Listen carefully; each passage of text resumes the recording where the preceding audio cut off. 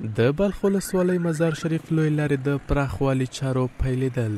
دغه لوی لار چې مزار شریف د بلخ ولسوالۍ او شمالي ولایتونو سره نښلوي د کم سوروالي له امله د موټرو ګڼه ګوڼې یې له ستونزو سره مخ کړې وي.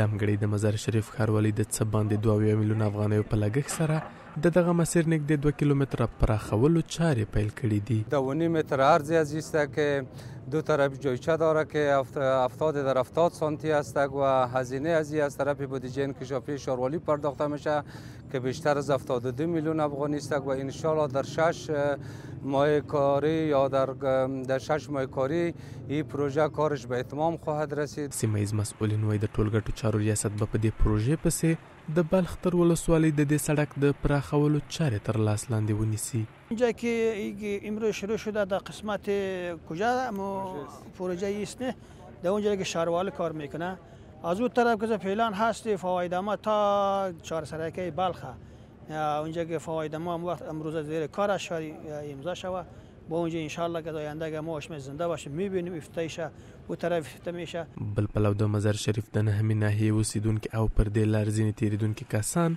له دغه اقدام څخه په هر کلي سره وایي ډیره ګڼه ګوڼه او د سړک د کم سوروالي له کبله د موټرو ټکر هغه ستونزې وي چې هره ورځ یې شاهد وو. بسیار زیاد مشکل حل میشه ان شاء الله با بیربار کم میشه. بسیار ولسای ترافیکی ده اینجا هستن مردم بسیار سهولت میشه برای مردم. این سرک بخیر جور شوه ابتداش مشکلات مردم رفع میشه.